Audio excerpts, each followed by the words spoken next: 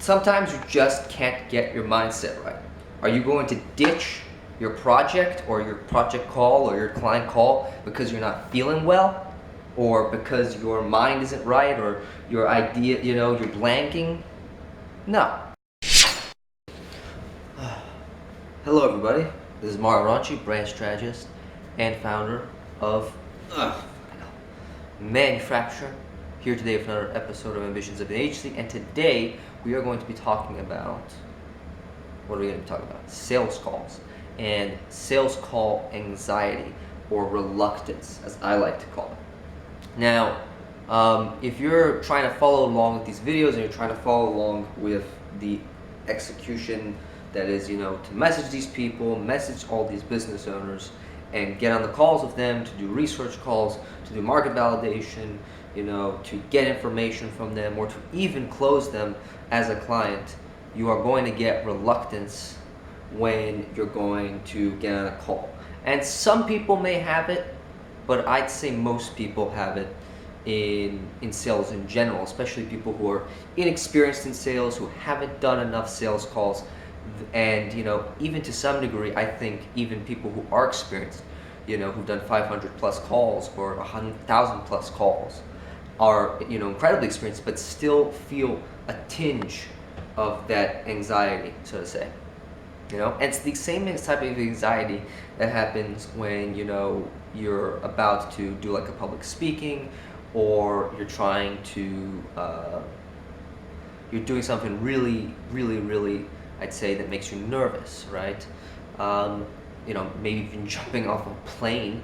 Obviously, don't jump off a plane. I'm not advocating for you to jump off a plane, but if you are jumping off a plane, it's the same fight or flight response system that is happening in your brain. And this is a bodily response that is connected to the mind, basically.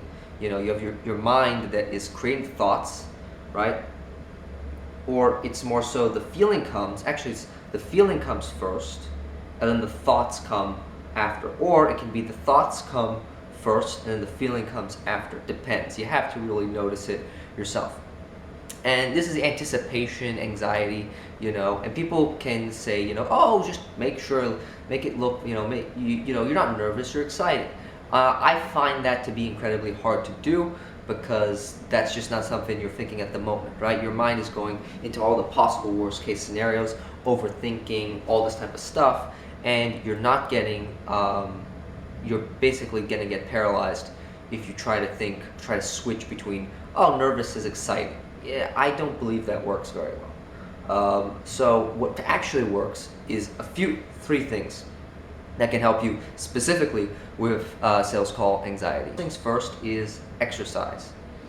I think exercise is incredibly important for getting down to addressing the bodily function, which is the sort of, I'd say, the rush of adrenaline and the rush of emotions that are actually coursing through you at the moment. And you will kind of know what that feeling is. If you have it many times, you kind of already know what that feeling is. It's this sort of, creeping sort of wave of dread, I'd say. That's the most possibly, because it's creeping, it comes up when you least expect it, it feels like dread, it feels like something dangerous is coming, and it also feels like something is coursing through your body, like an energy, so to say. And so in order to address that, first things first you can do is exercise.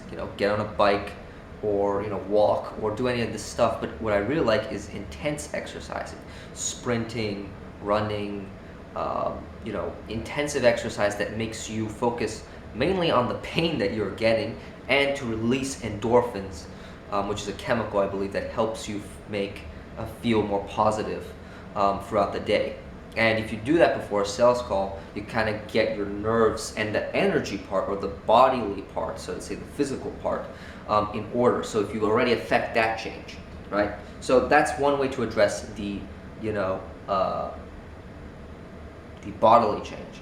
The second thing is, of course, the mental part. And so you could say, oh, it's affirmations, it's blah, blah, blah. No, I think something more practical is shadow boxing. And what is shadow boxing in general? Shadow boxing is in fighting. It's about punching or fighting with your shadow, basically.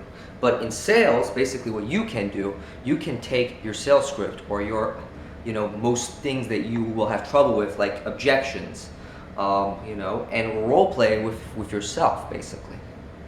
And, just, it can feel a little bit weird at first because you're like speaking to yourself.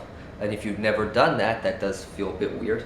But it does help because you're already priming your vocal cords and your mind to,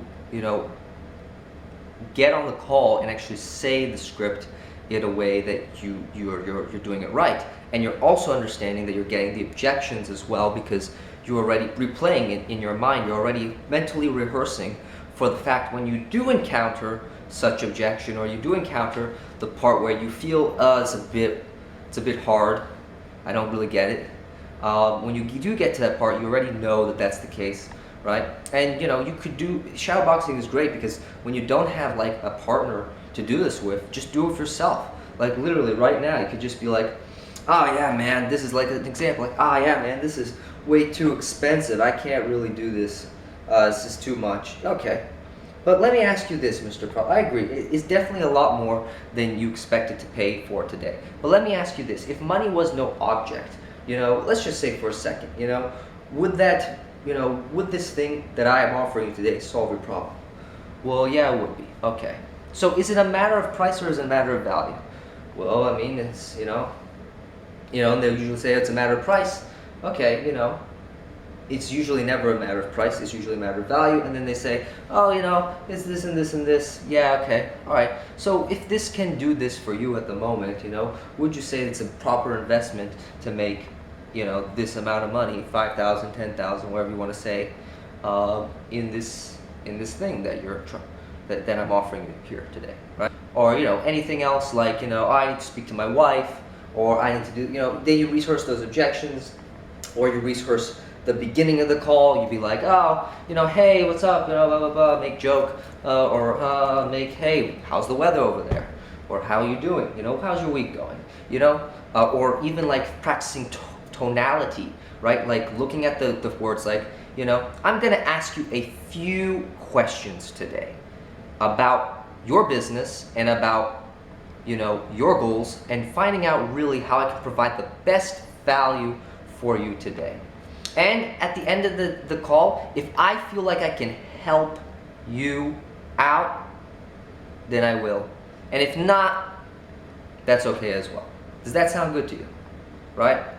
And you can see, oh, does that feel awkward? This does not feel awkward, right? You practice different tonalities, and then when you get on the call, you're already warmed up, ready to go, and it's great.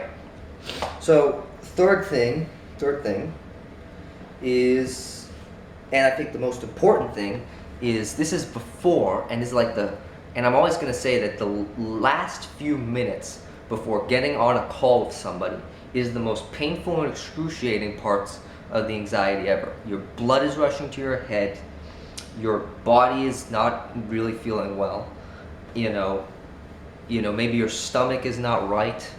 There's a lot of things going on, And so sometimes you just can't get your mindset right.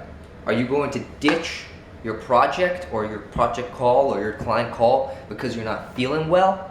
Or because your mind isn't right, or your idea, you're blanking? No. You take a minute, you breathe, right? Just breathe, whatever. But then you count down to 3. And this is where we come to the 3-second rule. And the 3-second rule in any sort of cold call or sales call, anxiety or anticipation, is so important. Because if you think more than 3 seconds about it, you will go into a negative spiral of negative thinking and just not doing the thing, and you'll talk yourself out of it. You'll really talk yourself out of it. And you don't want to actually do that because you need to get on that call. Because maybe that guy will be another potential client. Maybe that guy will be the first client that you ever had. Maybe that guy is the one that's going to, change the entire trajectory of your business. You don't know that. Right? You don't expect that, of course, but let's just say those are the cases, right? Those may be the alternatives. that might happen if you get on that call. So you have to at least take that chance. So, but the 3-second rule is so important. And I think it was, I didn't even invent it. I think it was someone called Mel Robbins. Maybe she calls it the 5-second rule, but I like 3 seconds. 3 seconds faster, and I've used it constantly in my sales calls. Before my sales calls, is 1, 2, 3, count it down, turn on the recording software to record the calls, and go. Click the button for calling immediately. No doubts, no nothing, no chance for my mind to say, I'm going back out, we're going. No, we're diving deep and we're not going anywhere, right? And it's pretty simple, but I guess thing is like I've had times where I've botched sales calls and I've, I've tried the 3-second rule and it didn't work, right? So that may be an issue for you coming into this, but I'd say just program your mind every single time. 1, 2, 3, 1, 2, 3, right? And it becomes an automatic function, right? Because your brain likes shortcuts, so you're gonna have an automatic function. And then as you do more calls, it will come up easier. It'll be like, okay, I'm feeling this way, okay, 1, 2, 3, go, call, right? And then that kind of cures, but at least gets you into the motion and the actions. What you really need is more action in the calls, really, to get on the calls, really, right? And so those are 3 things I use to get rid of sales call anxiety. It's a mixture of mindset and physical, I'd say physical movement, and those 3 things really get rid of, or not get rid of, but at least alleviate or use the energy, and it's what I always call it, it's like use the energy of your body or all of your emotions and your feelings, right? Your emotional energy, so to say, to fuel into different parts, right? You're putting your anxiety into exercise. You're putting anxiety into shadow boxing. You're putting your anxiety into moving quickly, right? Into action, right? And so use that, right? Because it's a good, you can use that type of fear or use that type of anxiety to push you onto the calls and know how to deal with it and kind of meld with it. Because if you just stay still with the same sort of feeling and the motion is kind of set in only one place, then you're not going to do anything. Instead, what happens is when emotion stays in one place for a long period of time, or a mindset or something stays in a long period of time, it just piles on top of you and crushes you, right? So once it piles on top of you and crushes you, you will basically have no motivation and no idea, no discipline to take the action that you need to do. So that's it for today. I hope you enjoyed it. Subscribe, click on the notification button, and let me know your comments. What are your ways of dealing with anxiety for calls, if you even have any, So if you want to, got a notification. So if you want to, subscribe and you'll see more of this, and I'll see you on the next one.